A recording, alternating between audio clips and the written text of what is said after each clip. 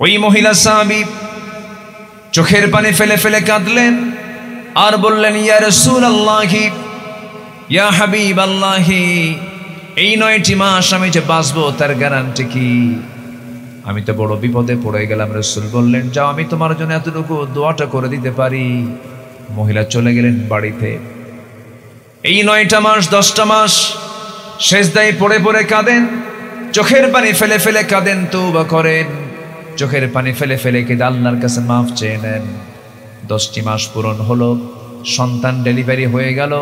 সন্তান ডেলিভারি হওয়ার 2 দিন না 3 দিন না, মাত্র একটা দিন পর নবীর সামনে হাজির হয়ে বলছেন, ইয়া রাসূলুল্লাহ, সন্তান তো ডেলিভারি হয়েছে, আপনি আমার উপর আইনটা কার্যকর করে দেন।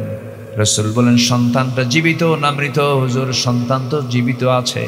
রাসূল বলেন, কোনো কথা নাই, হাউলাইনি কামিলাইন, নির্দিষ্ট সময় পর্যন্ত তোমাকে দুগ্ধ পান করাতে হবে। মহিলা বলছেন, ইয়া রাসূলুল্লাহি, আমি যে বাঁচবো তার গ্যারান্টি কি? রাসূল বলেন, গ্যারান্টি আমি কেমন করে দেব? তবে আমি তোমার জন্য দোয়া করে দিলাম। মহিলা চলে গেলেন, সন্তানকে 6 মাসের মাথায় টোটালি দুধ বন্ধ করে দিলেন। অন্য খাবারের প্র্যাকটিস গড়ে তুলে 6 মাসের মাথায় সন্তানকে এবার তৃতীয়বারের মতো কোলের মধ্যে করে তুলে নিয়ে এসে কোলে করে নিয়ে এসে রাসূলের সামনে দাঁড়ালেন। দাঁড়িয়ে বলছেন, ইয়া রাসূলুল্লাহি, এই যে সন্তান, এই সন্তানটা আমার বুকের দুধ ছাড়াও পৃথিবীতে বাঁচতে পারবে, কারণ অন্য খাবার খাওয়া শিখেছে, অন্য খাবারের প্র্যাকটিস আমি তাকে করিয়ে দিয়েছি। আজকে তৃতীয়বারের মতো আপনার কাছে আসলাম, আপনি আমাকে আজকে ফেরত দিবেন না, আপনি আমার উপর আইনটা কার্যকর করবেন, হদটা কার্যকর করবেন। আমার নবীজি করলেন কি? হাতটা আগায় দিলেন, সন্তানটা কোলের মধ্যে উঠায় নিলেন।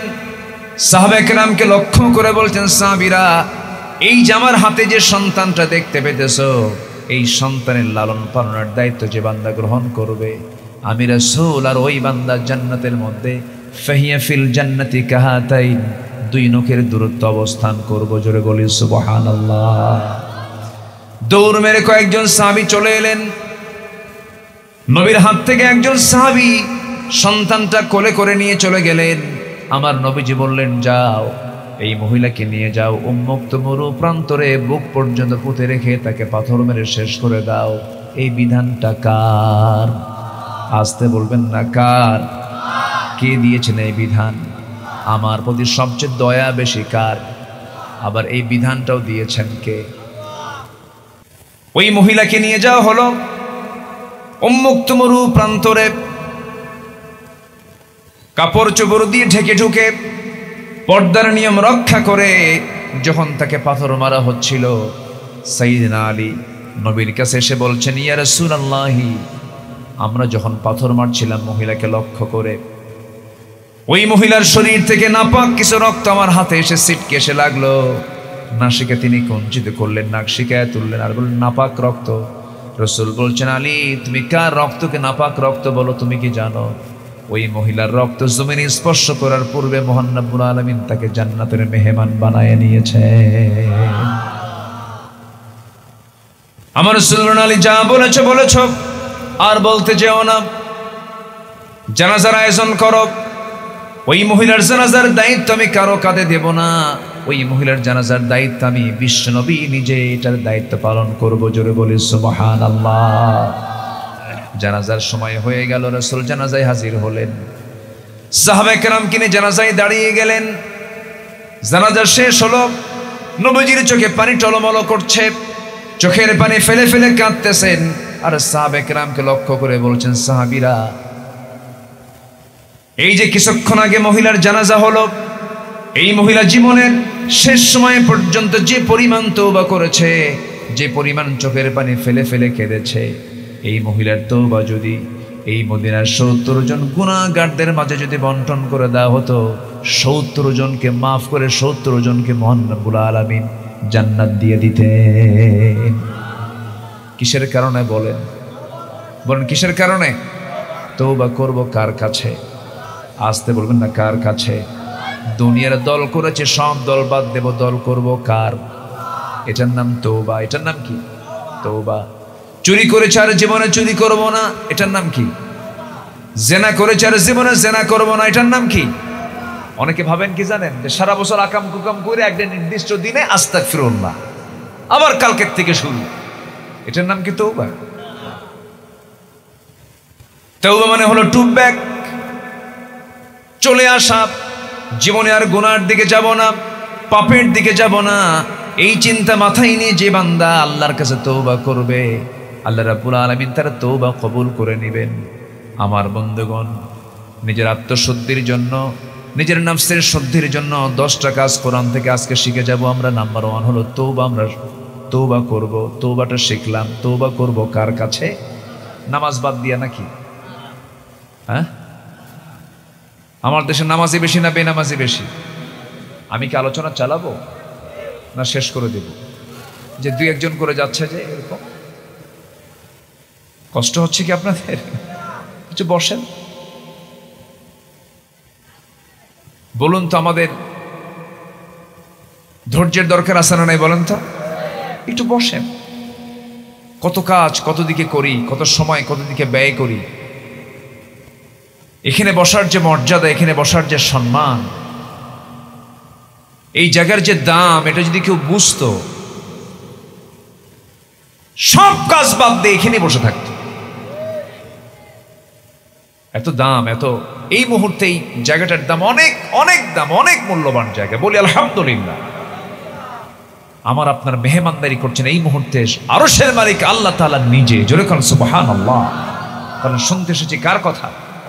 আল্লাহর কথা, কোরআনের কথা। একটু বসুন, এদিক সেদিক কত সময় চলে যায়। আমরা একটু আজকে কোরআনকে সময় দেই। কোরআনকে সময় দিলে কোরআন আমাকে সুপারিশ করবে। আল্লাহু আকবার বলে। আত্মশুদ্ধির জন্য নাম্বার 2 হচ্ছে সালাতের প্রতি যত্নশীল হওয়া, নামাজটাকে রেগুলার করা। যত্নশীল হওয়া মানে কি শুধু শুক্রবার নামাজ পড়া নাকি? আমার দেশে শুক্র আলী বেশি না 5 ওয়াক্ত বেশি? শুক্র আলী বেশি।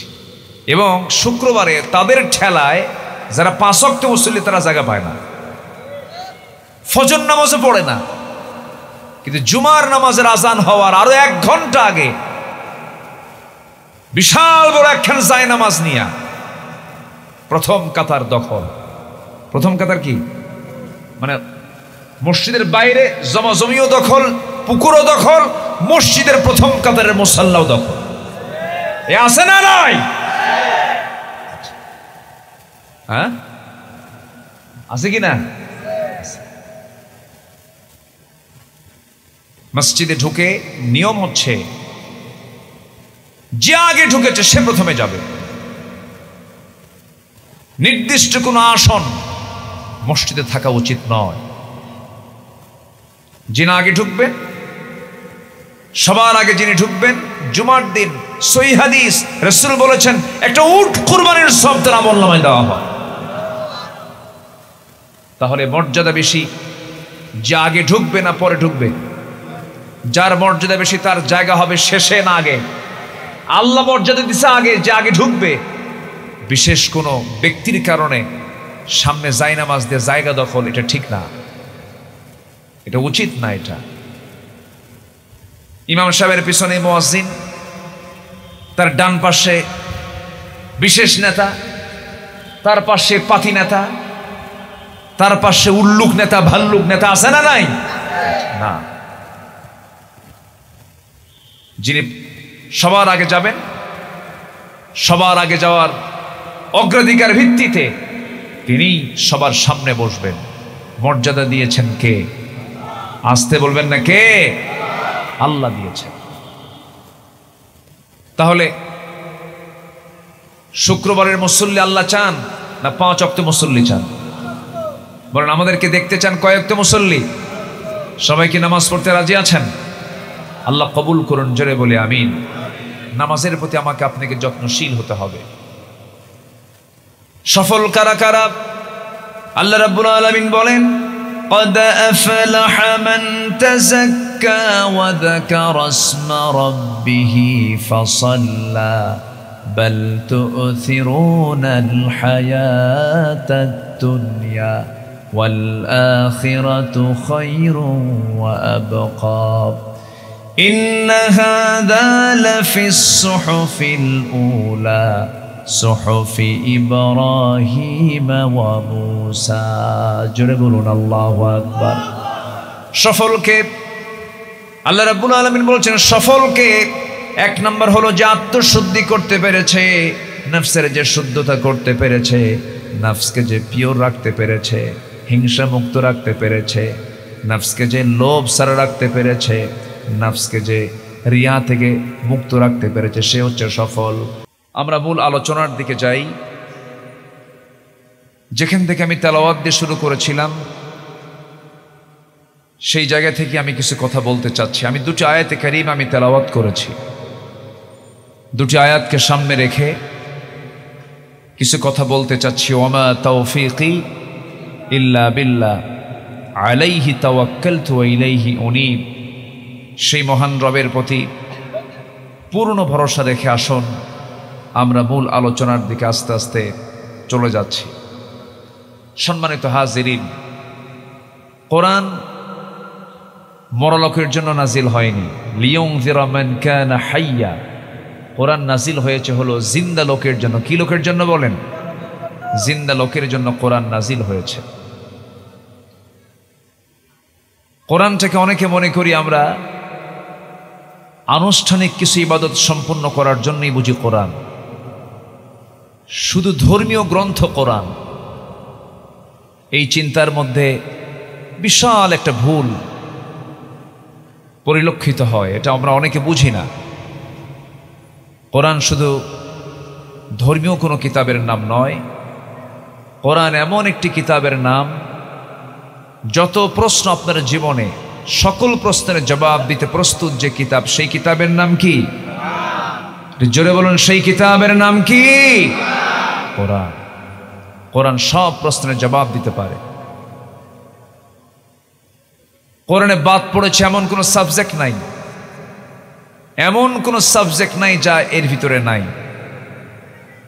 কোনো কিছু বাদ পড়েনি। কিন্তু দুঃখজনক হলো সত্য, আমরাই কোরআনকে বাদ দিয়ে রেখেছি। আসতে কন কেন, ঠিক কি না? আমরা কোরআনকে বাদ দিয়েছি কোথায়? আইনে বাদ দিয়েছি, রাষ্ট্রে বাদ দিয়েছি, আইন কানুনে বাদ দিয়েছি। সে জায়গায় আমরা হিউম্যান লকে, মানব রচিত আইনকে আমরা সেখানে প্রতিষ্ঠা করেছি।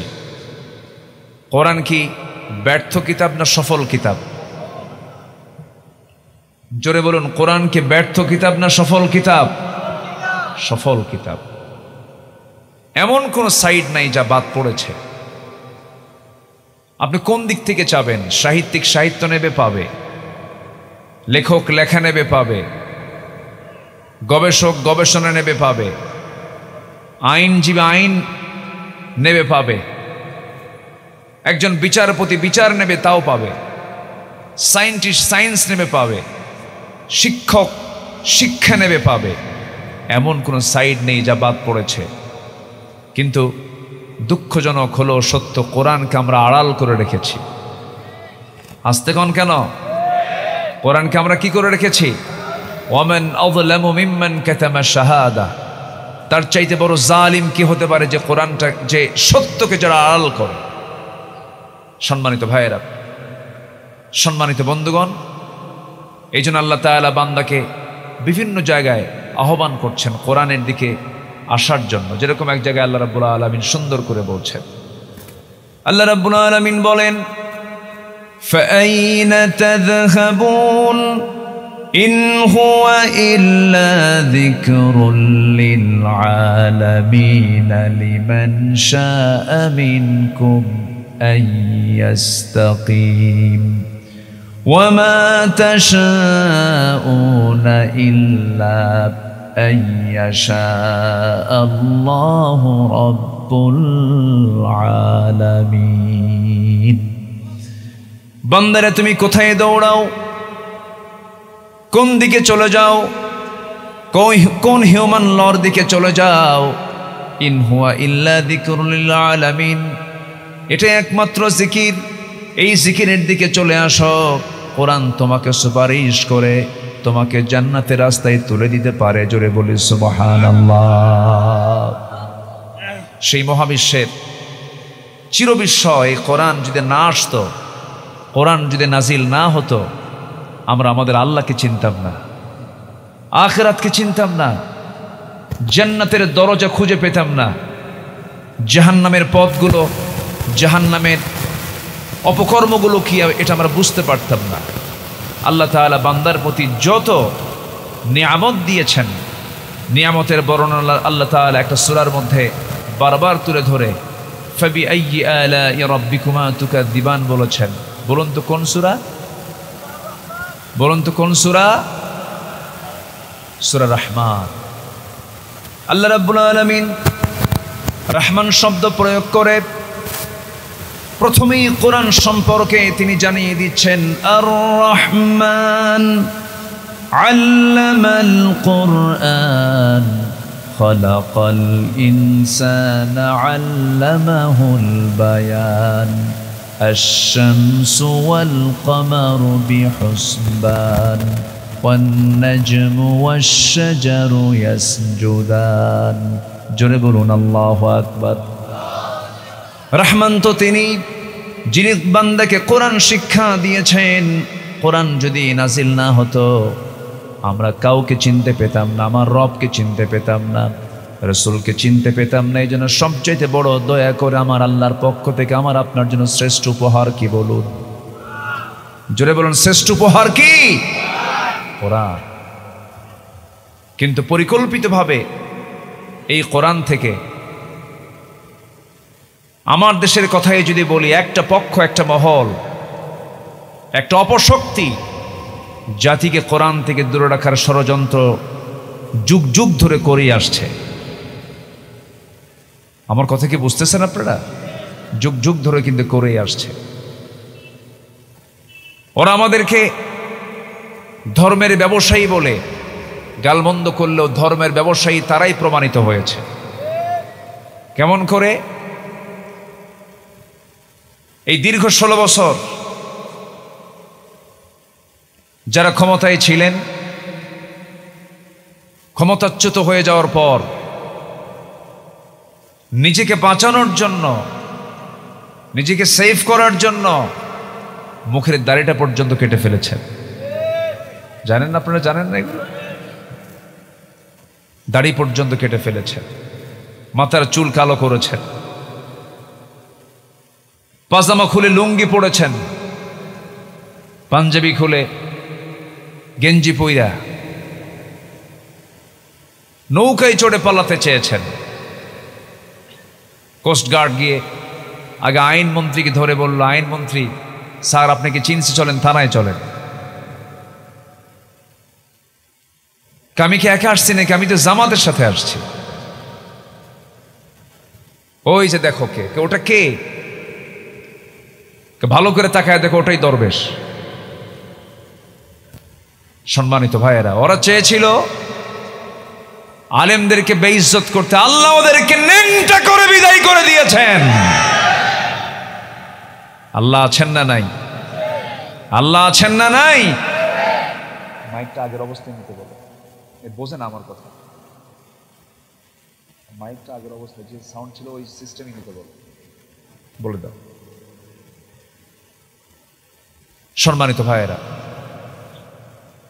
মাইকওয়ালা কেউ হবে একটু বলে দেন আপনার। জি, সম্মানিত ভাইয়েরা, তাহলে আমরা দাঁড়িয়ে রেখেছি কোন নবীর মহব্বতে? বলেন। সব নবীর মহব্বতে, শুধু আমার নবী না।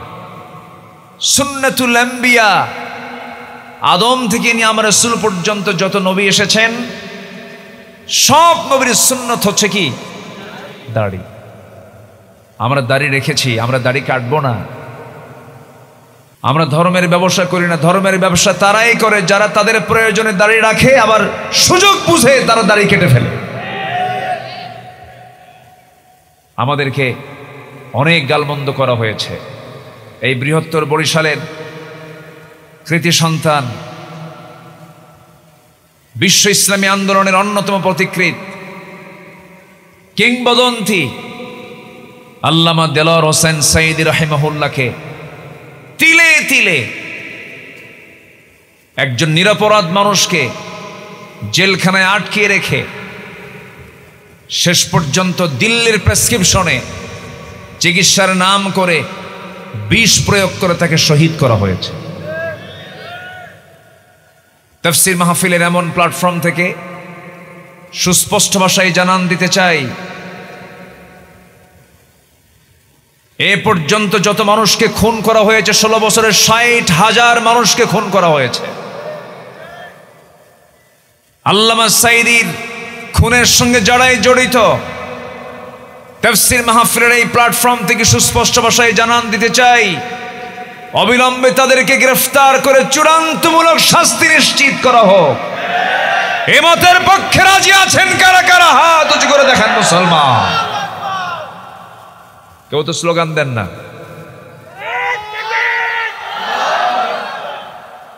একবার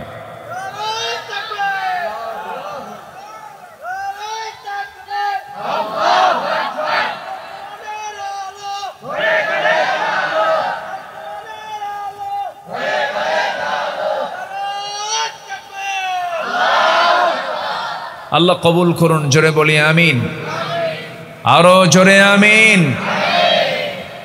সম্মানিত ভাইয়েরা, সম্মানিত বন্ধুগণ, এই জন্য আল্লাহ রাব্বুল আলামিন বলছেন, মাফ করবেন কে?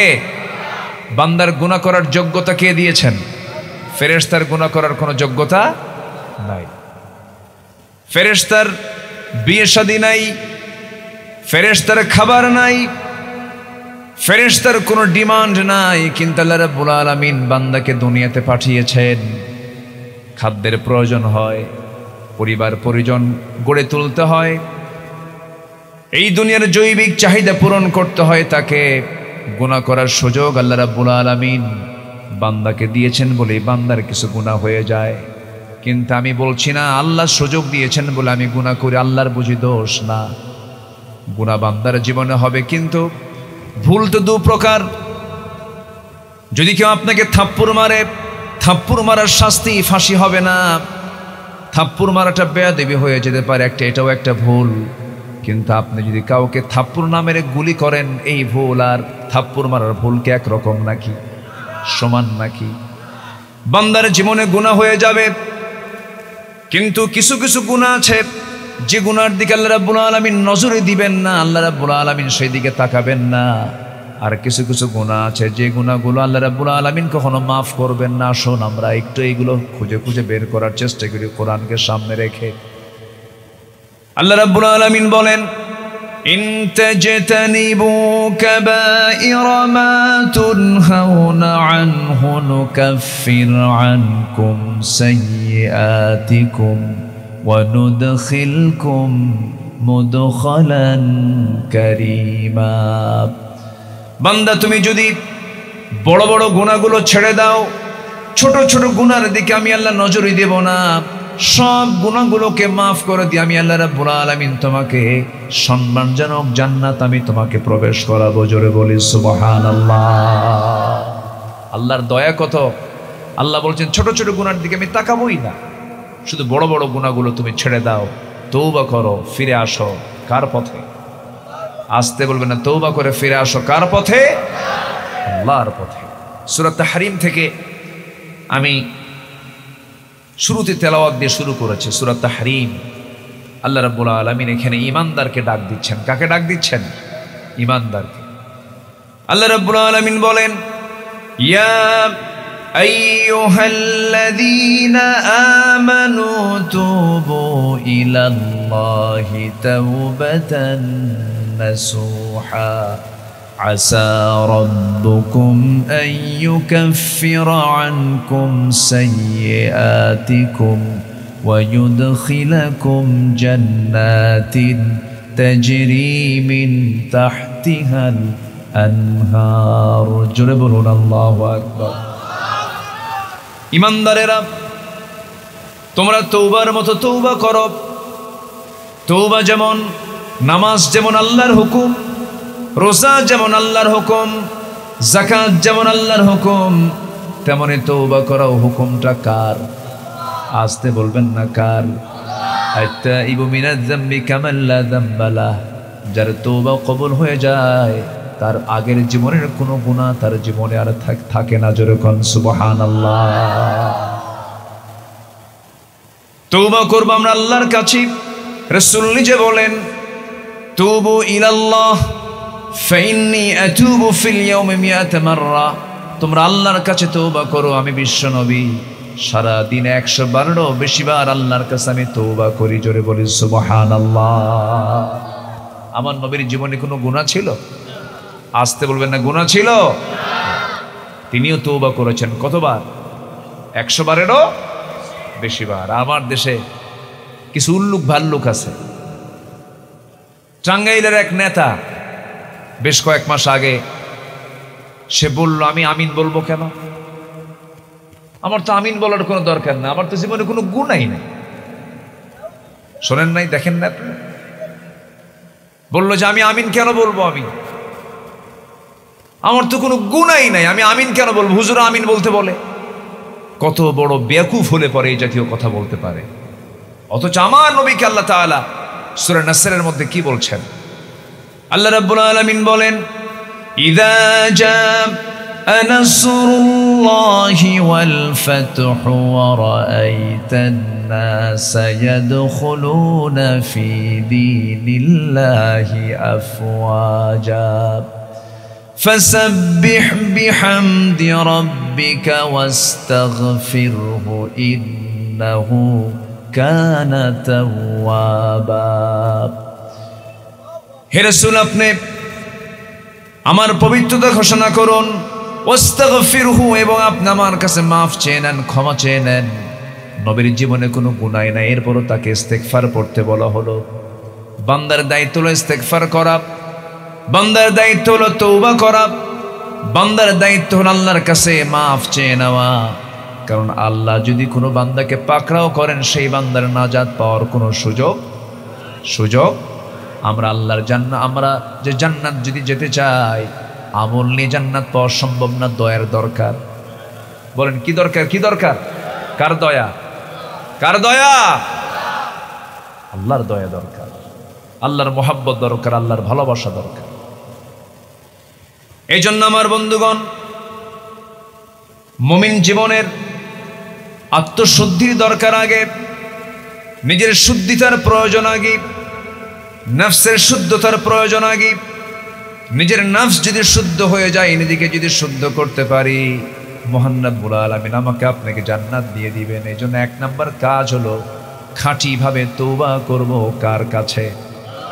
আসতে বলবেন না, কার কাছে? আল্লাহ, এই ভুলটা করছে, আর জীবনে ভুল করব না, আল্লাহ তুমি আমারে মাফ করে দাও। আমার গুনাহ যত বড়, আমার আল্লাহর রহমত তার চেয়ে অনেক বেশি বড়। জোরে বলি সুবহানাল্লাহ।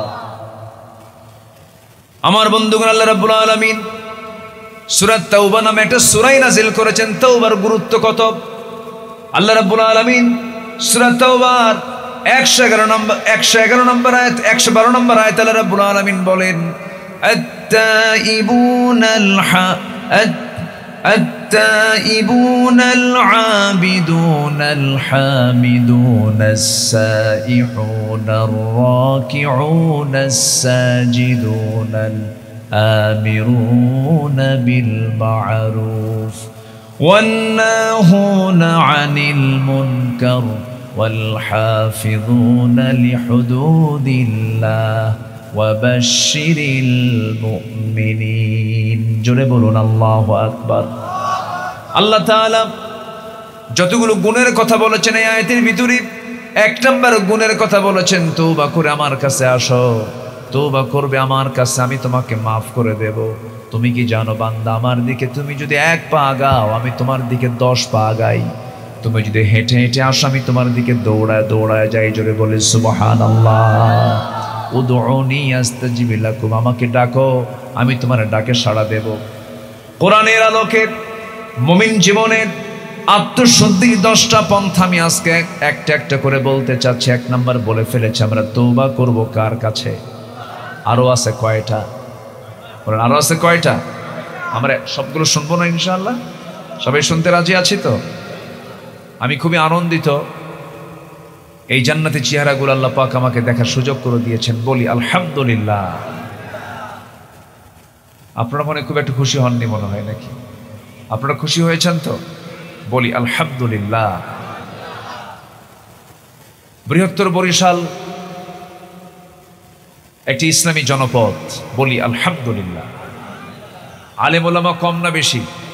বেশি। পীর আউলিয়া কম না বেশি? বেশি। আবার কি বলে, ধান নদী খাল, এই তিনে বরিশাল বড় কত বেশি। বাংলাদেশে যদি আপনি নদীমাতৃক দেশ বলেন, এই দেশ তো নদীমাতৃক, এটাকে যদি পূর্ণ মাত্রায় দেখতে চান তাহলে কোন জেলা দেখতে হবে বলেন? কোন অঞ্চল দেখতে হবে? সব তো মেরে ফেলছে, পদ্মা নাই আর। পদ্মা ফারাক্কা দিয়া পদ্মা খাইছে। 1974 সালে পদ্মার উজানে রাজশাহীর একটু পূর্বে মুর্শিদাবাদের ভিতরে 1974 সালে দেশ স্বাধীনের পরপরই উপহার দিয়েছে আমরা স্বাধীন হয়েছি। স্বাধীনতার ঠেলায় নদীর উজানে ফারাক্কাবাদ দিয়েছে, যা তারা 71 আগে কখনো সাহস করেনি। যখন পূর্ব পাকিস্তান ছিল তখন সাহস করেনি। কেন সাহস করেনি? আন্তর্জাতিক নদী আইনে নদীর উজানে কখনো কেউ বাঁধ দিতে পারবে না, কিন্তু 74-এ সেই বাঁধ দেওয়া হলো। সেই বাঁধ দেওয়ার ফলাফল কি? নদীর নাব্যতা শেষ হলো, প্রাকৃতিক ভারসাম্য নষ্ট হলো, টিপাই মুখে বাঁধ সেখানে তৈরি করা হলো। সর্বদিক থেকে আমাদেরকে কোণঠাসা করে রেখেছে। ভারতের মসজিদগুলো ভেঙ্গে গুড়িয়ে দেওয়া হচ্ছে। যে ইন্ডিয়া আমাদেরকে সাম্প্রদায়িকের কথা বলে, এ পর্যন্ত ভারত স্বাধীন হওয়ার পর থেকে 47 থেকে 2025 সাল পর্যন্ত 14,000 বার সাম্প্রদায়িক দাঙ্গা হয়েছে এক ভারতে। মুসলমানকে পাখির বাচ্চার মতো গুলি করে হত্যা করতেছে। আল্লাহর ঘর বাবরি মসজিদ শুধু নয়, প্রতিনিয়ত মসজিদ ভেঙ্গে চুরমার করে দিচ্ছে। সম্মানিত ভাইয়েরা, সম্মানিত বন্ধুগণ, যেহেতু চলে আসলো কথা প্রসঙ্গে, আমরা সুস্পষ্ট ভাষায় জানান দিতে চাই, আমার বন্ধু একমাত্র মুসলিম ছাড়া কোনো মুশরিক, কোনো ইহুদি আমার বন্ধু হতে পারে না। আসতে বলবেন না, জোরে বলুন ঠিক কিনা? প্রস্তুতি নেওয়ার সময় হয়ে যাচ্ছে মনে হয়। আমার কাছে যতটুকু মনে হচ্ছে, আমার নবীজির সে হাদিসের দিকে ইঙ্গিত দিয়ে মোর বলতে চাই, হিন্দু জাতির সাথে গাজওয়াতুল হিন্দ একটা যুদ্ধ হবে। সেই যুদ্ধের জন্য একটা ইঙ্গিত আমরা পাচ্ছি, অদূর ভবিষ্যতে মনে হয়, খুব বেশি দিন দূরে নয়। টুডে এন্ড টুমরো আমরা আল্লাহর কাছে বলবো, আল্লাহ আমাদের ভারত তুমি আল্লাহ মুসলমানদের হাতে তুলে দাও। জোরে বলি আল্লাহুম্মা আমিন। সম্মানিত ভাইয়েরা, পদ্মা তো মরে গেছে, পদ্মা নাই, পানি নাই। কিন্তু এই এলাকায় আমি যখনই আসি, নদীর সৌন্দর্য দেখে কলিজা ভরে যায়। কচা নদী আছে না একটা, কচা নদী, কচা নদী, আরো বহু নদী, কত যে নদী আছে এই বরিশালে। পায়রা নদী, পায়রা বন্দরও তো আছে, পায়রা বন্দর আছে। এরপরে আপনাদের একদম সর্বদক্ষিণে একটা বিশাল সাগর কন্যা আছে, তাই না? এরপরে আর কিচ্ছু নাই। কত সৌন্দর্য নিয়ে আপনারা আছেন, বলি আলহামদুলিল্লাহ। জোরে বলি আলহামদুলিল্লাহ। এত সৌন্দর্যের শুকরিয়া করব কার? কুয়াকাটা সুন্দর না কুয়াকাটার মালিক সুন্দর? কুয়াকাটার মালিক কে? পায়রার মালিক কে? 7 সমুদ্রের মালিক কে? শুকরিয়া আদায় করব কার? তওবা করব কার কাছে? ভুল হবে আমার, মাফ চাইব কার কাছে? আল্লাহর কাছে। আল্লাহর কাছে মাফ চেয়ে নেব। নিজের নফসের শুদ্ধিতার জন্য চেষ্টা চালাবো, ঘন ঘন তওবা করব। জিহ্বায় সর্বক্ষণ আল্লাহর নাম আমরা আল্লাহর নামটা নিয়ে জিহ্বাকে ভিজা রাখবো। এই জিহ্বা ভিজাবো কার জিকিরের মধ্য দিয়ে? বলেন লা ইলাহা ইল্লাল্লাহ, লা ইলাহা ইল্লাল্লাহ, সুবহানাল্লাহ, আলহামদুলিল্লাহ, লা ইলাহা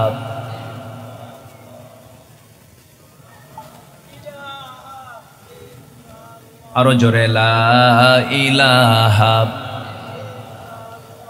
লা ইলাহা ইল্লাল্লাহু মুহাম্মাদুর রাসূলুল্লাহ সাল্লাল্লাহু। নিজের জীবনের পরিশুদ্ধির জন্য 10টা পন্থা আমরা কোরআন থেকে শিখে নেব। 1 নম্বর হলো আমরা তওবা করব কার কাছে? আল্লাহর কাছে। আমাদের জীবনে গুনাহ আছে না ভাই? আছে। কোন এক মহিলা সাহাবী আমার নবীর সামনে একদিন গিয়ে দাঁড়ালেন। হঠাৎ তার জীবনে একটা বড় অপরাধ হয়ে গেছে, জেনার মতো একটা জঘন্য কাজ তার দ্বারা সংগঠিত হয়ে গেছে। নবীর কাছে গিয়ে চোখের পানি ফেলে কেঁদে বলছেন, ইয়া রাসূলুল্লাহ, বড় একটা ভুল করে ফেলেছি। কি করেছে বলো তো? হুজুর, আমি তো জেনা করে ফেলেছি। রাসূল বলেন, না তুমি জেনা করো নাই। না হুজুর, আমি জেনা করেছি। না তুমি জেনা করো নাই। না আমি করেছি। রাসূল তাকে 3টি বার বাঁচানোর চেষ্টা করলেন, কিন্তু সাহাবী বারবার বলছেন, ইয়া রাসূলুল্লাহ, আমি এইটার শাস্তি আমি দুনিয়ায় পেতে চাই, কিন্তু হাসরের দিন আমাকে জেনাকারের কাতারে দাঁড় হতে হবে, এটা আমি চাই না। ইয়া রাসূলুল্লাহ, আমার শাস্তি আপনি দুনিয়াতে আমাকে দিয়ে দেন। আমার রাসূল বললেন, সাহাবী, জেনার ফলশ্রুতিতে তোমার পেটে কোনো বাচ্চা আসছে কি? হ্যাঁ, বাচ্চা চলে আসছে। রাসূল বললেন, কোনো কথা বলা যাবে না, এখন কোনো আইন কার্যকর করা যাবে না যতক্ষণ না সন্তান পৃথিবীতে না আসবে, যাও। ওই মহিলা সাহাবী চোখের পানি ফেলে ফেলে কাঁদলেন আর বললেন, ইয়া রাসূলুল্লাহ, ইয়া হাবিবাল্লাহ, এই 9টি মাস আমি যে বাঁচবো তার গ্যারান্টি কি? আমি তো বড় বিপদে পড়ে গেলাম। রাসূল বললেন, যাও, আমি তোমার জন্য এতটুকু দোয়াটা করে দিতে পারি। মহিলা চলে গেলেন বাড়িতে। এই 9টা মাস 10টা মাস সেজদায় পড়ে পড়ে কাঁদেন, চোখের পানি ফেলে ফেলে কাঁদেন, তওবা করেন, চোখের পানি ফেলে ফেলে কেঁদে আল্লাহর কাছে মাফ চেয়ে নেন। 10টি মাস পূরণ হলো, সন্তান ডেলিভারি হয়ে গেল। সন্তান ডেলিভারি হওয়ার 2 দিন না 3 দিন না, মাত্র 1টা দিন পর নবীর সামনে হাজির হয়ে বলছেন, ইয়া রাসূলুল্লাহ, সন্তান তো ডেলিভারি হয়েছে, আপনি আমার উপর আইনটা কার্যকর করে দেন। রাসূল বলেন, সন্তানটা জীবিত না মৃত? হুজুর, সন্তান তো জীবিত আছে। রাসূল বলেন, কোনো কথা নাই, হাউলাইনি কামিলাইন, নির্দিষ্ট সময় পর্যন্ত তোমাকে দুগ্ধ পান করাতে হবে। মহিলা বলছেন, ইয়া রাসূলুল্লাহ, আমি যে বাঁচবো তার গ্যারান্টি কি? রাসূল বলেন, গ্যারান্টি আমি কেমন করে দেব? তবে আমি তোমার জন্য দোয়া করে দিলাম। মহিলা চলে গেলেন, সন্তানকে 6 মাসের মাথায় টোটালি দুধ বন্ধ করে দিলেন। অন্য খাবারের প্র্যাকটিস গড়ে তুলে 6 মাসের মাথায় সন্তানকে এবার 3য়বারের মতো কোলের মধ্যে করে তুলে নিয়ে এসে কোলে করে নিয়ে এসে রাসূলের সামনে দাঁড়ালেন। দাঁড়িয়ে বলছেন, ইয়া রাসূলুল্লাহ, এই যে সন্তান, এই সন্তানটা আমার বুকের দুধ ছাড়াও পৃথিবীতে বাঁচতে পারবে, কারণ অন্য খাবার খাওয়া শিখেছে, অন্য খাবারের প্র্যাকটিস আমি তাকে করিয়ে দিয়েছি।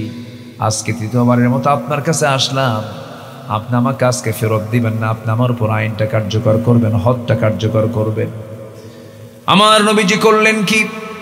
হাতটা আগায় দিলেন, সন্তানটা কোলের মধ্যে উঠায় নিলেন। সাহাবায়ে কেরামকে লক্ষ্য করে বলছেন, সাহাবীরা, এই যে আমার হাতে যে সন্তানটা দেখতে পেতেছো, এই সন্তানের লালন পালনের দায়িত্ব যে বান্দা গ্রহণ করবে, আমি রাসূল আর ওই বান্দা জান্নাতের মধ্যে ফাহিয়া ফিল জান্নাতি কাহাতাইন, 2 নখের দূরত্ব অবস্থান করব। জোরে বলি সুবহানাল্লাহ। দৌড় মেরে কয়েকজন সাহাবী চলে এলেন। নবীর হাত থেকে একজন সাহাবী সন্তানটা কোলে করে নিয়ে চলে গেলেন। আমার নবীজি বললেন, যাও, এই মহিলাকে নিয়ে যাও, উন্মুক্ত মরু প্রান্তরে বুক পর্যন্ত পুঁতে রেখে তাকে পাথর মেরে শেষ করে দাও। এই বিধানটা কার? আসতে বলবেন না, কার? কে দিয়েছেন এই বিধান? আমার প্রতি সবচেয়ে দয়া বেশি কার? আবার এই বিধানটাও দিয়েছেন কে? অনেক আইনজীবী আমার দেশে আছে, বলে যে এইগুলো কোন আইন হলো? এত কঠোর আইন হয়? দেখছেন আল্লাহর আইনের বিরুদ্ধে কত জিহ্বা টেনে ছেড়ে দরকার বেয়াদবদের। আল্লাহর চাইতে তোমার দরদ বেশি। বান্দার দরদ সবচেয়ে বেশি বান্দার প্রতি একমাত্র যার, তিনি আমার কে? আমাকে বেশি সবচেয়ে ভালোবাসেন তিনি কে? আল্লাহ। আল্লাহর চাইতে আমাকে কেউ বেশি ভালোবাসে না। কে বলেছে সন্তান, কে বলেছে স্ত্রী, কে বলেছে পরিবার? না, আমাকে সবচেয়ে বেশি ভালোবাসেন তিনি আমার কে? আল্লাহ তাআলা। আমার ভাইরা, ওই মহিলাকে নিয়ে যাওয়া হলো উন্মুক্ত মরু প্রান্তরে, কাপড় চোপড় দিয়ে ঢেকে ঢুকে পর্দার নিয়ম রক্ষা করে যখন তাকে পাথর মারা হচ্ছিল, সাইয়েদনা আলী নবীর কাছে এসে বলছেন, ইয়া রাসূলুল্লাহ, আমরা যখন পাথর মারছিলাম মহিলাকে লক্ষ্য করে, ওই মহিলার শরীর থেকে নাপাক কিছু রক্ত আমার হাতে এসে ছিটকে এসে লাগলো। নাসিকা তিনি কুঞ্চিত করলেন, নাক শিকায় তুললেন আর বললেন, নাপাক রক্ত। রাসূল বলছেন, আলী তুমি কার রক্তকে নাপাক রক্ত বলো, তুমি কি জানো? ওই মহিলার রক্ত জমিনে স্পর্শ করার পূর্বে মহান রব্বুল আলামিন তাকে জান্নাতের মেহমান বানায় নিয়েছে। আমার রাসূল আলী যা বলেছে বলেছ, আর বলতে যেও না। জানাজার আয়োজন করো। ওই মহিলার জানাজার দায়িত্ব আমি কারো কাঁধে দেব না। ওই মহিলার জানাজার দায়িত্ব আমি বিশ্বনবী নিজে এটার দায়িত্ব পালন করব। জোরে বলি সুবহানাল্লাহ। জানাজার সময় হয়ে গেল, রাসূল জানাজায় হাজির হলেন। সাহাবায়ে কেরাম কিনে জানাজায় দাঁড়িয়ে গেলেন। জানাজা শেষ হলো, নবীজির চোখে পানি টলমল করছে, চোখের পানি ফেলে ফেলে কাঁদতেছেন। আর সাহাবায়ে কেরামকে লক্ষ্য করে বলছেন, সাহাবীরা,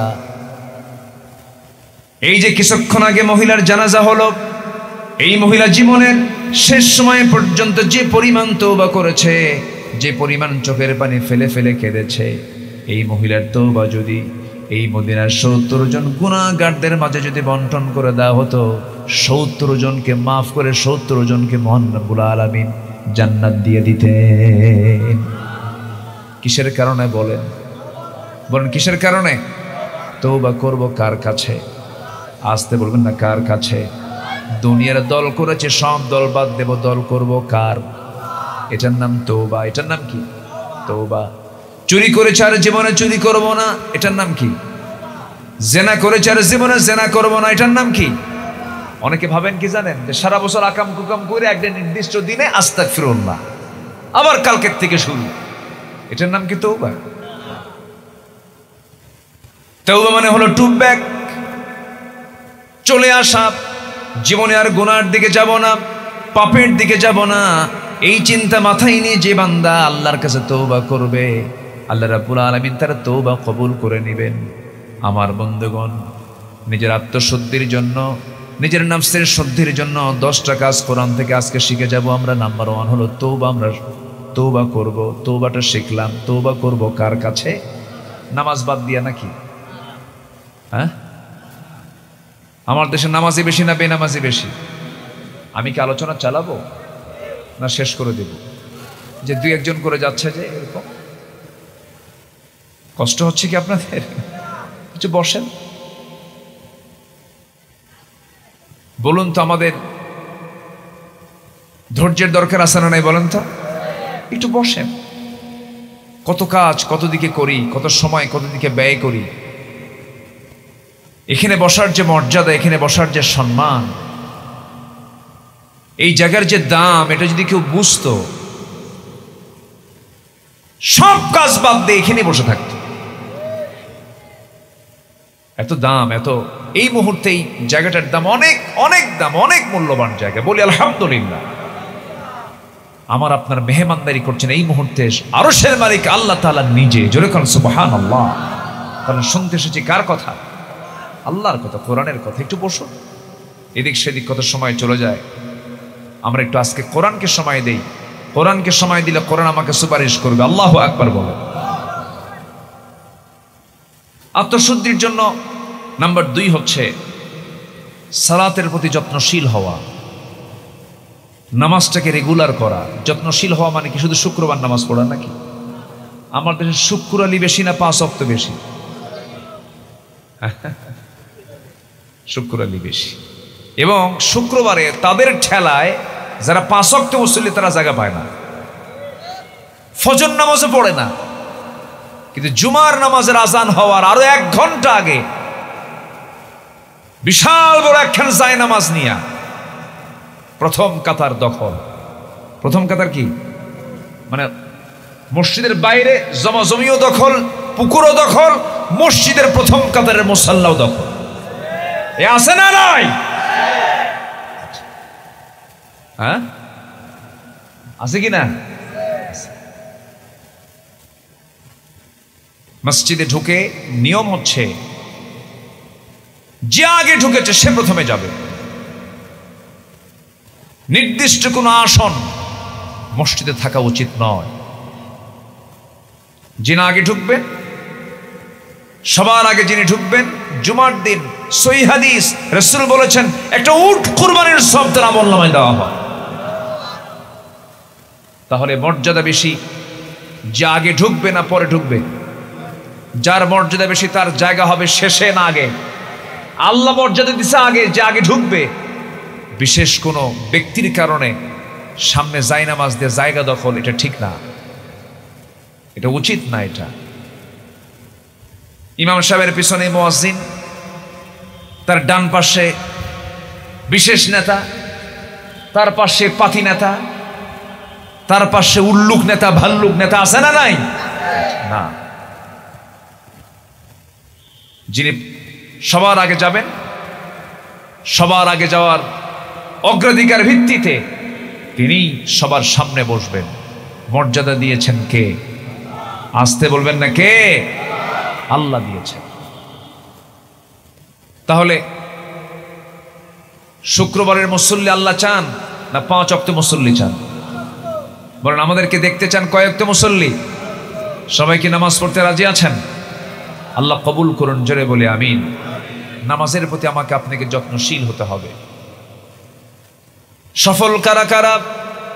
আল্লাহ রাব্বুল আলামিন বলেন, قد أفلح من تزكى وذكر اسم ربه فصلى بل تؤثرون الحياة الدنيا والآخرة خير وأبقى إن هذا لفي الصحف الأولى صحف إبراهيم وموسى জোরে বলুন আল্লাহু আকবার। সফলকে আল্লাহ রাব্বুল আলামিন বলছেন, সফলকে 1 নম্বর হলো যে আত্মশুদ্ধি করতে পেরেছে, নফসের যে শুদ্ধতা করতে পেরেছে, নফসকে যে পিওর রাখতে পেরেছে, হিংসা মুক্ত রাখতে পেরেছে, নফসকে যে লোভ সারা রাখতে পেরেছে, নফসকে যে রিয়া থেকে মুক্ত রাখতে পেরেছে, সে হচ্ছে সফল। وذكر اسم ربه فصلى এবং আল্লাহর জিকিরে যে অভ্যস্ত, নিজেকে অভ্যস্ত করতে পেরেছে এবং নামাজ যে পড়তে পেরেছে, সে হচ্ছে সফল। নামাজের ব্যাপারে আপনার যত্নশীল হব। আল্লাহ রাব্বুল আলামিন অন্য জায়গায় বলছেন, ইন্নাস সালাতা তানহা আনিল ফাহশাই ওয়াল মুনকার ওয়ালাযিকরুল্লাহি আকবার ওয়াল্লাহু ইয়ালামু মা তাসনাউন জোরে বলুন আল্লাহু আকবার। নামাজের যত্ন আরেকটা হলো, আজান হয়ে গেল সঙ্গে সঙ্গে নামাজে দাঁড়ায়া যাওয়া। ইন্নাস সালাতা কানাত আলাল মুমিনিনা কিতাবাম মাওকুতা। ইমানদাররা অসময়ে নামাজ পড়বে না, সময়ে নামাজ পড়বে। অসময়ে না সময়, অসময়ে না সময়ে, সময় মতো নামাজ পড়বে, যত্নশীল হবে, নামাজের তারতিবটাকে ঠিক রাখবে। নামাজ পড়বে একমাত্র কার জন্য? আসতে বলবেন না কার জন্য? আল্লাহর জন্য। অনেক নামাজি জাহান্নামে যাবে শুধুমাত্র আল্লাহর জন্য নামাজ না পড়ার কারণে। দেখলেন না, প্রায় তো শুনছেন, আমাদের নেত্রী 16 বছরের নেত্রী, আমাদের নেত্রী তাহাজ্জুদ পড়েন, জিকির আজকার করেন, কত কি শুনলাম আমরা। সম্মানিত বন্ধুগণ, ফেরাউন বেঁচে ছিল হলো 1600 বছর, আর এরা ছিল হলো 16 বছর। সংখ্যার যে মিল হলো কেমনে বুঝলাম না। চরিত্রের মিল আছে না নাই বলেন? চরিত্রের মিল আছে না নাই? চরিত্রের মিল আছে। ফেরাউন নিজের ক্ষমতাকে পাকাপোক্ত করার জন্য 40,000 শিশুকে হত্যা করেছিল, নবজাতককে হত্যা করেছিল। আর এই 16 বছরে 60,000 মানুষকে হত্যা করা হয়েছে। প্রত্যেকটা হত্যার বিচার বাংলার জমিনে হতে হবে। মুসলমান রাজি আছেন কারা কারা? হাত উঁচু করে দেখান।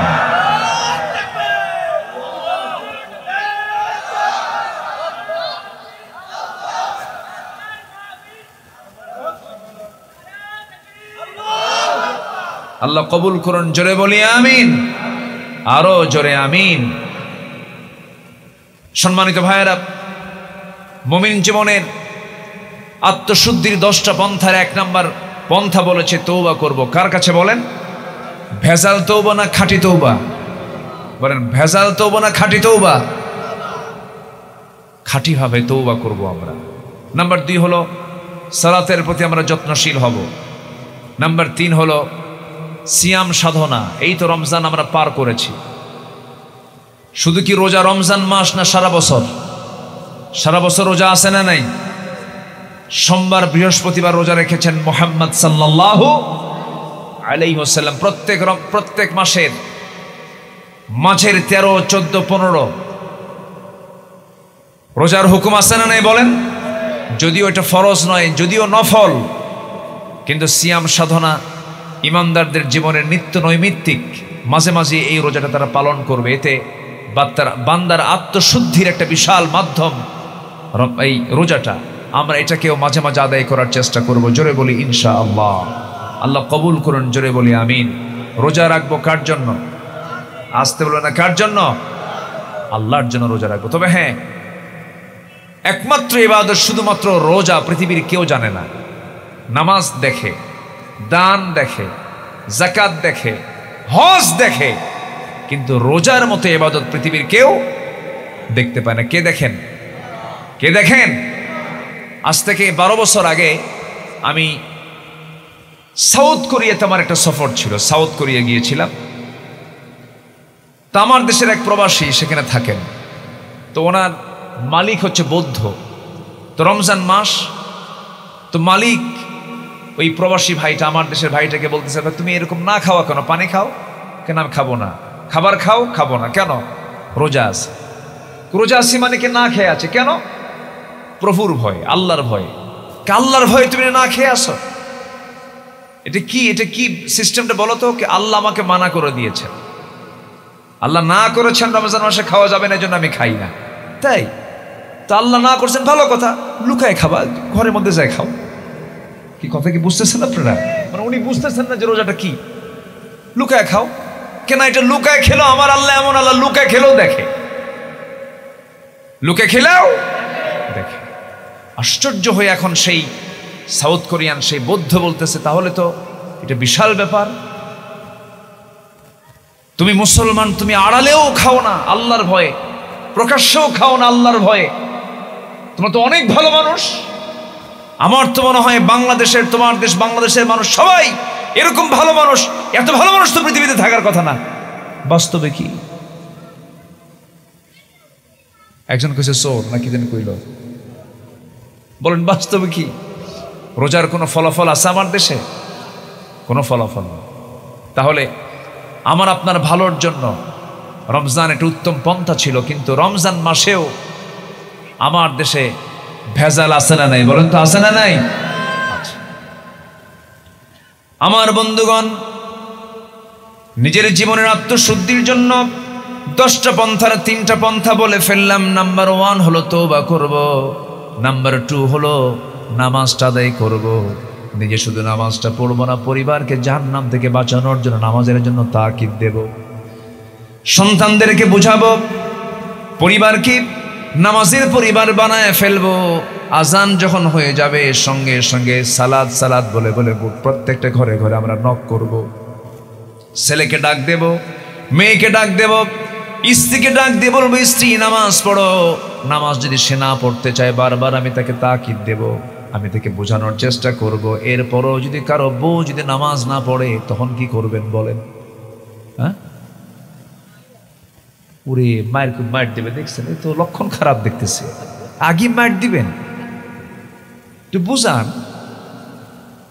এটা সুন্দর করে বুঝাতে হবে। ওয়াহজুরুহুন্না ফিল মাদাজি'i, আছে না? ওয়াহজুরুহুন্না ফিল মাদাজি'i, বিছনা পৃথক করে ফেলো। নামাজ যদি না পড়ে তাকে সুন্দর করে বোঝানোর চেষ্টা করো এবং বলে ফেলো, আমার স্ত্রী, এই দাম্পত্যময় জীবন কাটালাম, 30 বছর কেটে গেল, 20 বছর কেটে গেল, 10 বছর কেটে গেল, না জানি কয়দিন বাঁচবো। একই ছাদের নিচে একভাবে সময় কাটালাম। আমার যৌবন তোমার কাছে, তোমার যৌবন আমার কাছে। আমি চাই আমরা দুজন মিলে একসঙ্গে জান্নাতের বাজারটা করব, জান্নাতের মধ্যে একসঙ্গে থাকতে চাই। দেখবেন অলরেডি তার দিলটা নরম হয়ে গেছে, নামাজের জন্য সে রেডি হয়ে গেছে। আমার বিশ্বাস প্রত্যেকটা পরিবারকে নামাজের ব্যাপারে যত্নশীল হলে পরে সবাই যত্নশীল হবে। এমন পারিবারিক যত্ন নেওয়ার দরকার আমাদের আছে না নাই বলেন? আছে। প্রথম দাওয়াত দেব আমরা পরিবারে, প্রথম দাওয়াত দেব আমরা সন্তানের কাছে, পরিবারের কাছে। পরিবারটাকে সুন্দর জান্নাতের টুকরা বানায় ফেলবো। আল্লাহর কসম করে বলি, যে পরিবারের প্রত্যেকটা সদস্য 5 ওয়াক্ত নামাজ আদায় করবে, আল্লাহর কসম, সেই পরিবারের শয়তান কোনোদিন ওয়াসওয়াসা দিতে পারে না। শেষ রাত যখন হয়ে যায়, সহিহ হাদিসে আসছে, শয়তান শেষ রাতের দিকে প্রত্যেক বান্দার শিওরে এসে বসে পড়ে, তার মাথার কাছে এসে বসে পড়ে সে সুন্দর করে একটা ওয়াজ করে, আলাইকা লাইলুন তাবিল, আলাইকা লাইলুন তাবিল, তোমার রাতটা বড় লম্বা, ঘুমাও ঘুমাও, রাতটা বড় লম্বা। রাসূল বলেন, সেই সময় যদি কোনো বান্দা 3টা কাজ করে, ওই সময় শয়তান করে কি, এই কথা বলে আর 3টা গিট মেরে চলে যায়। কয়টা গিট? 3টা গিট মেরে চলে যায়। সেই সময় যদি কোনো বান্দা যদি ওই 3টা গিট ছুটাতে চায়, রাসূল বলেন 3টা আমল করবে, 3টা গিট ছুটে যাবে। নাম্বার 1 হলো, ওই শেষ রাত্রে যখন তুমি আজান যখন শুনতে পাবে, বিছনা থেকে নিজের পিঠটা সরায় নেবে। এই 1 নাম্বার কাজ করলে পরে শয়তানের একটা গিট ছুটে গেল। আজান শোনার সঙ্গে সঙ্গে যখন বান্দা ঘুম থেকে উঠলো, একটা গিট ছুটলো। ওযু বানানোর সঙ্গে সঙ্গে 2 নাম্বার গিটটাও ছুটে যায়। এরপরে যখন নামাজের উদ্দেশ্যে যখন কদম ফেলতে ফেলতে যখন মসজিদের দিকে রওনা দিয়ে দেয়, আল্লাহ রাব্বুল আলামিন নামাজে দাঁড়ানোর সঙ্গে সঙ্গে ওই বান্দার প্রতি রহমত নাজিল শুরু করে দেন। শয়তানের 3টা গিট ছুটে যায়। 24 ঘন্টা শয়তান ওই বান্দার কাছে আসার সাহস পায় না। যেরকম সুবহানাল্লাহ। শয়তান গিট দেয় কয়টা? আমাদের আমলও কয়টা? বলেন কয়টা আমল বলেন? 1 নাম্বার, আজান শোনার সঙ্গে সঙ্গে কি করব? বিছনা থেকে নিজের পিঠটা সরায় নেব। নাম্বার 2 হলো ওযু বানায় নেব। নাম্বার 3 হলো নামাজে দাঁড়ায় যাব। 5 ওয়াক্ত নামাজের ভিতরে যার 5 ওয়াক্ত নামাজের মূল যে প্রথম যে নামাজ ফজর যার রেগুলার হয়ে যাবে, আমি হলফ করে বলতে পারি, যার ফজর নামাজ জামাতে হয় তার জোহর কখনো কাজা হবে না, আসর কখনো কাজা হবে না, মাগরিব কখনো কাজা হবে না। বুরিকালি উম্মতি ফি বুকুরিহা, আমার রাসূল বলেছেন, আমার উম্মতের বরকতময় সময় হলো সকালবেলা ফজরের সময়। এটা হচ্ছে বরকতময় সময়। কিন্তু দুঃখজনক হলো সত্য, এই জাতি সবচেয়ে বেশি ঘুমায় অধিকাংশ কোন সময় বলেন কোন সময়? ফজর। এই দেশে মসজিদ কম না বেশি? আমার দেশে মসজিদ বেশি না মুসল্লি বেশি? ভালো করে কন। হ্যাঁ, বুঝি নাই। মসজিদ বেশি না মুসল্লি বেশি? মসজিদই বেশি। ফজরের সময় মুসল্লি নাই, আমি কিন্তু ভুল বলতেছি না কিন্তু ভাই। আসল মুসল্লির খবর কোথায়, কোন ওয়াক্তে পাওয়া যায় বলেন? কোন ওয়াক্তে? আসল মুসল্লির খবর হলো ফজর ওয়াক্ত। একটা গ্রামকে আপনি আদর্শ গ্রাম বলবেন কখন? যখন দেখবেন আদর্শ গ্রামের বৈশিষ্ট্য হলো ফজরের সময় তো গোটা সমাজের কাজ, চাকরি জীবন, ব্যবসায়ের কাজ, সব কাজ যখন শেষ হয়ে যায়, সব বাড়িতে ফিরে যায়। সারাদিন বাড়িতে না থাকলেও থাকে হলো ফজরের সময়। আর ফজরের সময় যদি কোনো বান্দা ফজরের নামাজ মসজিদে চলে যায়, নামাজি যদি প্রকৃত নামাজি হয়, আমার বন্ধুগণ, আসল খবর, আসল হাজিরা পাওয়া যায় ফজরের নামাজে। আসল মুসল্লি হলো ফজর নামাজের মুসল্লি। আমার বন্ধুগণ, যে গ্রামের প্রত্যেকটা মুসল্লি, প্রত্যেকটা মুসলমান ফজরে হাজির হয়ে যাবে, আমি মনে করি সেই গ্রামের চাইতে আদর্শ গ্রাম আর দ্বিতীয়টা হতে পারে না। কিন্তু আমার গ্রামের দিকে তাকান, আপনার গ্রামের দিকে তাকান, ফজরের মুসল্লি সবচেয়ে কম না সবচেয়ে বেশি? সবচাইতে কম, যদি কিছু মুসল্লি একটু থাকেও তার মধ্যে 4-5 জন যদি থাকে, এর মধ্যে বুড়া শ্রেণী বেশি। কি শ্রেণী বেশি? বুড়া শ্রেণী। চাচা আপনি এই কষ্ট করে শীতের মধ্যে নামাজে আসছেন কেন? বাবা বুড়ি বেছে নেই, বুড়ি থাকলে আমিও আসতাম, বুড়ি থাকলে আমিও আসতাম। এমন হয় মুসল্লি মোট 3 জন, ফজরের মুসল্লি মোট 3 জন, ইমাম একজন, মুয়াজ্জিন একজন, খাদেম একজন। এদের চাকরি না থাকলে এরাও থাকতো না। বাস্তব কথা বলছি আমি। মসজিদের সৌন্দর্য আগে নয়, মুসল্লির সৌন্দর্য হওয়া দরকার আগে। 5 ওয়াক্ত নামাজ পড়বেন কারা কারা একটু হাত তুলে দেখেন দেখি। 5 ওয়াক্ত নামাজ কারা কারা আপনি হাত তুলে দেখেন, জোরে বলি ইয়া আল্লাহ। আমাদেরকে 5 ওয়াক্ত সালাত আদায় করার তৌফিক তুমি আল্লাহ দিয়ে দাও।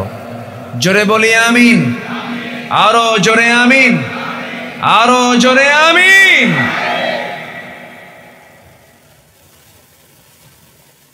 আমার দেশে নামাজের বিধান প্রতিষ্ঠিত হোক, সবাই চান না? আপনারা সবাই চান কিনা বলেন? যে নেতা নামাজ পড়বে না সে নেতা কি নামাজ কায়েম করবে?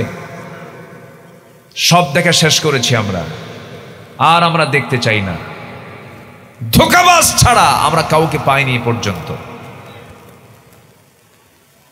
সকল নির্বাচন আমরা সম্পন্ন করেছি এ পর্যন্ত, অনেক নির্বাচন আমরা চোখের সামনে দেখেছি, আমরা সব দেখে শেষ করেছি। কেউ 9 বছর, কেউ 25 বছর, কেউ 16 বছর, কেউ নামাজের একটা বিল সংসদে আনতে সাহস করেননি। অথচ মুসলমান আমরা আগামীর সরকার দেখতে চাই, নামাজের সরকার। আগামীর দেশ আমরা দেখতে চাই, ইসলামের দেশ। আগামীর দেশ আমরা দেখতে চাই, কোরআনের দেশ। রাজি আছেন কারা কারা? হাত উঁচু করে দেখান মুসলমান। আল্লাহ কবুল করুন, জোরে বলি আমিন, আরো জোরে আমিন। সম্মানিত ভাইয়েরা, কোরআনের আলোকে আত্মশুদ্ধির যে 10 পন্থা মনে আছে কিনা? নাম্বার 1 কি করা বলেন? জোরে বলেন কি করা? নাম্বার 2 নামাজের ব্যাপারে অবহেলা না যত্ন? সিয়াম সাধনা শুধু রমজান মাস না সারা বছর? বলেন রমজান মাস না সারা বছর? যুবক, তোমার যৌবন নিয়ে তুমি কন্ট্রোল করতে পারছো না, তোমার বিয়ের প্রয়োজন, বিয়ে হচ্ছে না। রাসূল বলেছেন রোজা রাখো। কি রাখো? রোজা রাখো। শেষ রাতে কাঁদো, আল্লাহর কাছে রিজিক তালাশ করো। দেওয়ার মালিক কে? আল্লাহ। আমার বন্ধুগণ, নাম্বার 4 হলো আল্লাহর জিকির করা। ওয়ালিল্লাহিল আসমাইল হুসনা ফাদউ বিহা। আল্লাহর অনেকগুলো নাম আছে, সেই নামগুলো ধরে ধরে তোমরা ডাকো, আল্লাহর জিকির করো। আল্লাহ রাব্বুল আলামিন সুন্দর করে বলছেন, আল্লাযীনা আমানু ওয়া তাতমাইন্নু কুলুবুহুম বিযিকরিল্লাহ আলা বিযিকরিল্লাহি তাতমাইন্নুল কুলুব। জোরে বলুন আল্লাহু আকবার। নাম্বার 5 হলো কোরআনের সাথে সম্পর্ক বৃদ্ধি রাখা। কোরআনের সঙ্গে সম্পর্ক যার বৃদ্ধি থাকবে, কোরআনের সঙ্গে সম্পর্ক যার গভীর হবে, আল্লাহর সঙ্গে সম্পর্ক তার গভীর হয়ে যাবে। আল্লাহ রাব্বুল আলামিন সুন্দর করে বলছেন, ওয়া ইযা তুলিয়াত আলাইহিম আয়াতুহু যাদাতুহুম ঈমানান ওয়া আলা রাব্বিহিম ইয়াতাওয়াক্কালুন। জোরে বলুন আল্লাহু আকবার। আত্মশুদ্ধির 10টা পন্থা নাম্বার 5 বলে ফেললাম। কোরআনের সঙ্গে সম্পর্ক আমরা বেশি রাখবো। তেলাওয়াত, কিরাআত, দিরাসাত, তাদাব্বুর সবগুলো আমাকে আপনাকে রাখতে হবে। এটা সুন্দর তেলাওয়াত করতে হবে, দিরাসাত করতে হবে, অনুশীলন করতে হবে, স্টাডি করতে হবে, গবেষণাও করতে হবে। এবং যতটুকু জানলাম বুঝলাম এটা ব্যক্তি জীবন থেকে রাষ্ট্র জীবন পর্যন্ত এটাকে বাস্তবায়ন করতে হবে। এটাই হলো কোরআনের সঙ্গে সম্পর্ক বৃদ্ধির মাধ্যম। শুধু কোরআন পড়লেই সম্পর্ক বৃদ্ধি হবে না। কোরআনের ভিতরে আল্লাহ পাক কি বলে দিয়েছেন সেটা কি ব্যক্তি জীবন থেকে রাষ্ট্র জীবন পর্যন্ত পরিচালনা করতে হবে, প্রতিষ্ঠার জন্য সংগ্রাম করতে হবে। আমার বন্ধুগণ, নাম্বার 6 হলো আত্মশুদ্ধির 10টা পন্থার একটা পন্থা হচ্ছে সেজদায় বেশি বেশি কান্নাকাটি করা কার কাছে? আসতে বলবেন না, কার কাছে? ইয়াখিরুনা লিল আযকানি ইয়াবকুনা ওয়া ইয়াজিদুহুম খুশুআ والذين يبيتون لربهم سجدا وقياما والذين يقولون ربنا اصرف عنا عذاب جهنم إن عذابها كان غراما إنها ساءت مستقرا ومقاما جربون الله أكبر আল্লাহর সঙ্গে সম্পর্ক বাড়ানোর জন্য চোখের পানি ফেলে ফেলে কান্নাকাটি করা। পৃথিবীর কোনো মানুষ আপনার কান্নার মূল্য দেবে না। স্বামী কাঁদবে, স্ত্রীর কাছে বলবে পুরুষ মানুষ কেমন করে কান্দে নাকি, আপনাকে ইনসাল্ট করবে, হেও করবে। বউ কাঁদবে স্বামীর কাছে, স্বামী বলবে মেয়ে মানুষ এরকম করে কান্দেই তাদের চোখের পানি এমনি বের হয়। আপনি কারো কাছে চোখের পানি ফেলে কাঁদবেন, সে আপনাকে মাইন্ড করবে, আপনাকে সন্দেহ করবে কান্দে কেন, কি হয়েছে ওর। কিন্তু যখন কোনো বান্দা দিল থেকে আল্লাহর ভয়ে যদি চোখের পানি ফেলতে পারে, আপনি কি জানেন 7 সমুদ্রের পানি দিয়া 7টা জাহান্নাম না নিভলেও 1 ফোঁটা বান্দার চোখের পানি দিয়া 7টা জাহান্নাম আল্লাহ পাক নিভায়া দিয়া বান্দাকে জান্নাত দিয়ে দিবে। আমরা কাঁদবো কার কাছে? আসতে বলবেন না, কাঁদবো কার কাছে? আল্লাহর কাছে। গোটা রাত চলে গেছে, নবীজির কান্না থামে নাই। ইন তুআযিবহুম ফাইন্নাহুম ইবাদুক। গোটা রাত চলে গেছে, নবীজির কান্না থামে নাই। সেজদায় পড়ে পড়ে কেঁদেছেন, সেজদায় ডুকরে ডুকরে কেঁদেছেন। জায়নামাজ ভেজে গেছে, বালিশ ভেজে গেছে। নবীজি এত কান্নায় ভেঙ্গে পড়তেন। মাঝে মাঝে আম্মা জান আয়েশা, কোন এক রাতের আধারে রাসূল সেজদায় পড়ে ঘন্টার পর ঘন্টা পড়ে আছেন, নড়াচড়া নাই। চিমটি কাটলেন, নবীজি নড়ে উঠলেন, সালাম শেষ করে বলছেন আয়েশা আমার গায়ে চিমটি কাটলে কেন হুজুর? আপনি নড়েন না, চড়েন না, মারা গেলেন নাকি? রাসূল বলছেন আয়েশা তুমি কি জানো কিয়ামতের দিন কেউ নাজাত পাবে না, আপনাকে আমিও নাজাত পাবো না। ইল্লা ইয়াতাগাম্মাদানি আল্লাহ, কিন্তু আল্লাহ তাআলা আমাকে রহমতের চাদর দিয়ে বেষ্টন করবেন, আমাকে আল্লাহ তাআলা মাফ করবেন। জোরে বলুন সুবহানাল্লাহ। এই জন্য আল্লাহর ভয়ে আমরা কাঁদবো, আল্লাহর কাছে আমরা রোনাজারি করব, সেজদায় কাঁদবো, নামাজে কাঁদবো, সূরার তেলাওয়াতে কাঁদবো। আমাদের কান্নার জায়গা 2টা নয়, আমাদের কান্নার জায়গা 3টা না, আমাদের কান্নার জায়গা একটা, সেটা হচ্ছে কার কাছে?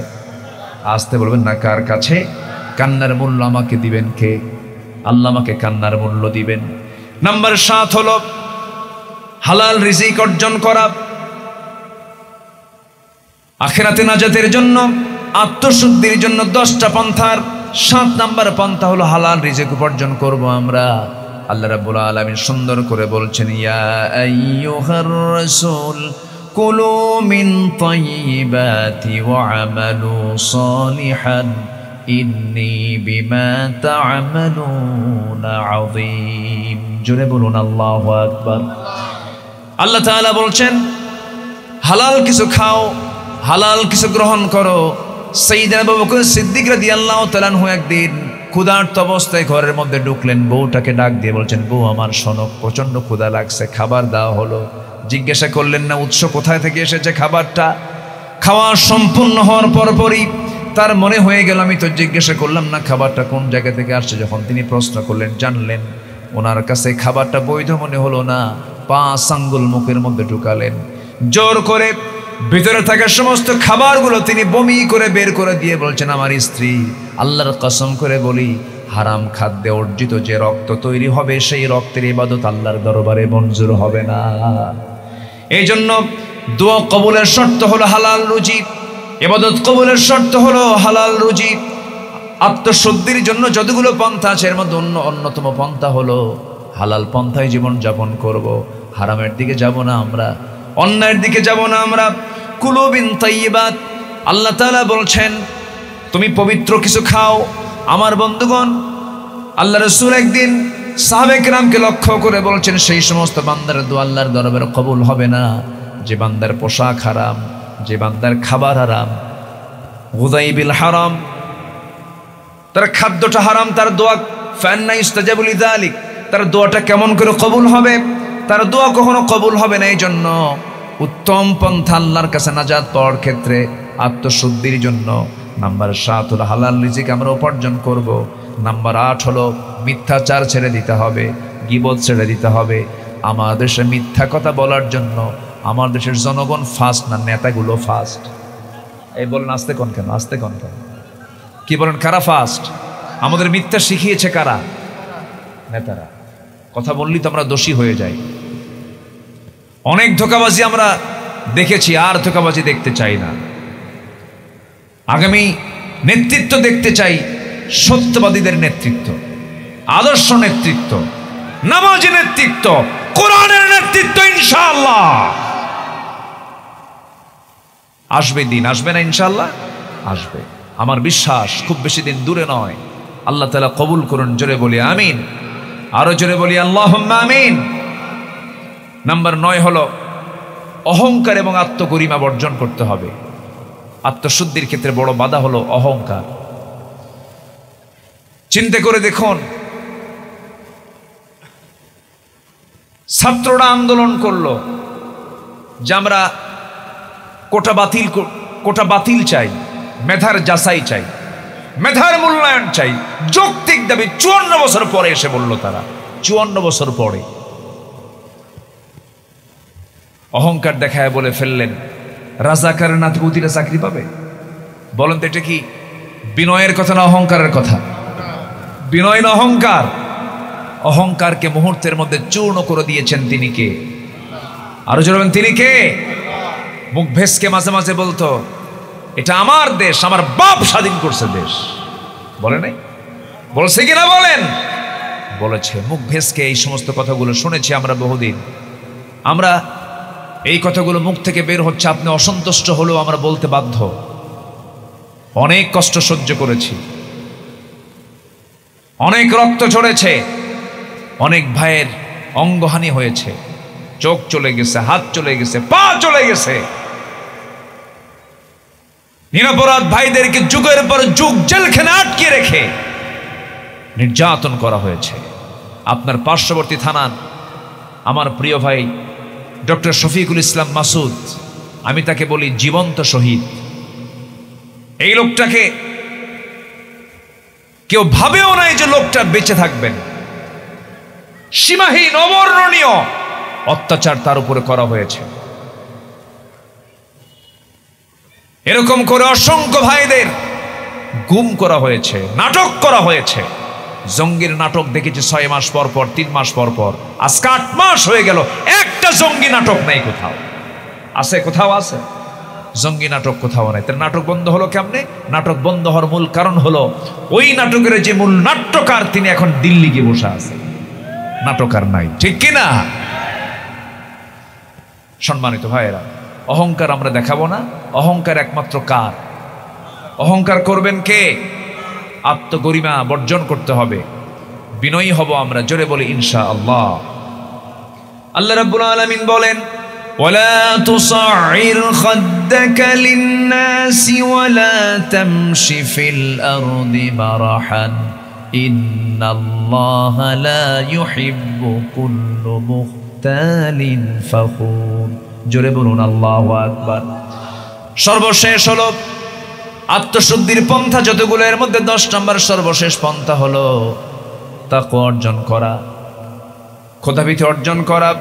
আল্লাহ রাব্বুল আলামিন সুন্দর করে বলেন ইয়া আইয়ুহাল্লাযীনা আমানুত্তাকুল্লাহা হাক্কা তুকাতিহি ওয়া লা তামুতুন্না ইল্লা ওয়া আনতুম মুসলিমুন ইত্তাকুল্লাহা ওয়াল তানজুর নাফসুম মা কদ্দামাত লিগাদিন ওয়াত্তাকুল্লাহ ইত্তাকুল্লাহা ওয়া কুলু কওলান সাদীদা ইউসলিহ লাকুম আ'মালাকুম ওয়া ইয়াগফির লাকুম যুনুবাকুম। জোরে বলুন আল্লাহু আকবার।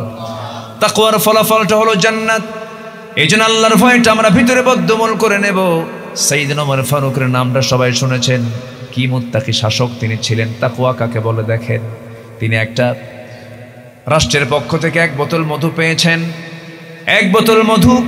সেই মধুটা নিয়ে তিনি বাড়িতে আসলেন। শুধু তার ওই বোতলে একার মধু নয়, প্রতিবেশী আরও 4 জন আছেন, তাদেরও মধু, এটা মোট 5টা ভাগ হবে। বাড়িতে এসে বউটাকে বলছেন, বউ আমার এই মধুর বোতলে এই মধুটা 5টা ভাগ করে, একটা ভাগ আমাদের হবে।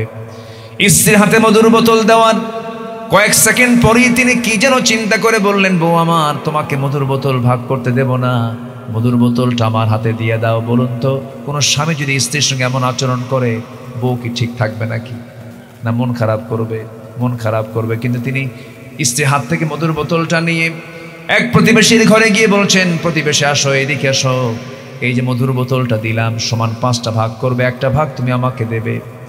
উনি ওনার অংশটুকু নিয়ে চলে আসলেন, অবশিষ্ট মধু নিয়ে তার ভাগের অংশের মধুটা নিয়ে স্ত্রীর সামনে দাঁড় হয়ে বলছেন, স্ত্রী আমার, এই যে মধুটা তোমার হাতে দিলাম, আমি তোমাকে ভাগ করার দায়িত্ব দিয়েছিলাম, কিন্তু আবার তোমার হাত থেকে মধুর বোতলটা নিয়েছিলাম। এর কারণটা হলো, অবশ্যই তুমি মধু সমান ভাগে ভাগ করবে, আমি তোমাকে সন্দেহ করি না, আমি তোমাকে ভালোবাসি, তুমি আমার ফ্যামিলি মেইনটেইন করো, আমি রাষ্ট্র চালা, আমি তোমার প্রতি বিশ্বাস রাখি।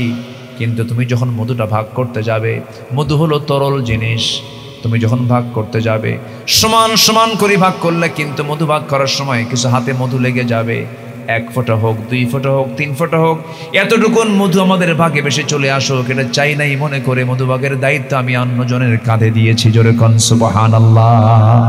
এটার নাম কি? তাকওয়া। এটার নাম কি বলেন? তাকওয়া। তাকওয়া আছে যার, জান্নাতও আছে তার, জান্নাতও আছে তার। আল্লাহ রাব্বুল আলামিন কোরআনের আলোকে আত্মশুদ্ধির 10টা পন্থা নিয়ে আমি যে কথা বললাম, এই বিষয়গুলোকে নিজেদের জীবনে রপ্ত করে জীবনটাকে ঢেলে সাজানোর তৌফিক সবাইকে দান করুন। সবার বাড়িতে মা বোন আছে, পর্দায় থাকার তৌফিক দান করুন, ইসলাম মেনে চলার তৌফিক দান করুন। মোবাইল অপ্রাপ্ত, ইম্যাচিউর, যেগুলো ম্যাচিউর ছাড়া অপ্রাপ্ত বয়স্ক যুবক, অপ্রাপ্ত বয়স্ক যুবতী, এদের হাতে মোবাইলটা দিতে নিয়ে বারবার সাবধান হব। কারণ একটা মোবাইল একটা অপ্রাপ্ত বয়স্ক নারীর জন্য, একটা মোবাইল তাকে দেওয়া মানে হচ্ছে একটা পুরুষকে হাতে তুলে দেওয়া। একটা নারীর হাতে, একটা পুরুষের হাতে, অপ্রাপ্ত বয়স্ক একটা পুরুষের হাতে মোবাইল তুলে দেওয়া মানেই হচ্ছে একটা পুরো নারীকে তার হাতে তুলে দেওয়া। আমি এর চাইতে বড় শক্ত করে আর কিছু বলতে পারবো না। আমরা সাবধান হব। চুয়াডাঙ্গার একটা মাহফিল ছিল বছর 3 আগের কথা। আমি খাইতে বসছি, এক মুরব্বী এসে তারা মেয়ের জন্য দোয়া চাচ্ছেন, হুজুর আমার বড় মেয়েটার জন্য দোয়া করবেন। যে আমি দোয়া করি, হুজুর মেয়েটাকে বিয়ে দিয়েছে ঠাকুরগা। বললাম ঠাকুরগাতে বিয়ে দিলেন? খুলনার মানুষ, চুয়াডাঙ্গার মানুষ, এত দূরে বিয়ে দিলেন, এই 400 মাইল দূরে। ঘটককে হুজুর? মোবাইল। ঘটককে? মোবাইল। তো যদি এটা যদি এত ভয়ঙ্কর হয়ে থাকে, এটা সতর্ক ব্যবহার করার ক্ষেত্রে সতর্ক হওয়ার দরকার আছে না নাই? আচ্ছা, চাকু দিয়ে আপেল কাটবেন, আপনি কাটতে পারবেন, কিন্তু শিশুর হাতে যদি চাকু দিয়ে আর যদি বলেন বাবা আপেলটা কাটো, তো কি আপেল কাটবে না হাত কাটবে? হাত কাটবে। সবকিছুই সময় মতো হওয়া উচিত। আজকে যুব সমাজ ধ্বংসের একদম শেষ পর্যায়ে চলে গেছে। নেশা সহ, মাদক সহ সব কিছুতে যুব সমাজ আজকে ধ্বংসের দিকে চলে যাচ্ছে। এই যুব সমাজকে বেঁচে থাকার জন্য, ওই সংকট থেকে উদ্ধার করার জন্য একমাত্র অবলম্বন হলো কিসের দাওয়াত বলেন? কোরআনের দিকে তারা যেন আসে, এই দিক থেকে আমরা উদ্বুদ্ধ করার চেষ্টা করব। আরেকটা বিষয় হচ্ছে, আমার দেশে সুদের প্রবণতা দিন দিন বাড়ছে না কমছে? জুয়া তো নাই। জুয়া আছে এলাকায়, জুয়া আছে, সুদও আছে।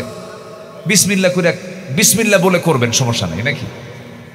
আল্লাহ সকল শয়তানের কাছ থেকে আমাদেরকে হেফাজত করুন। জোরে বলি আল্লাহুম্মা আমিন।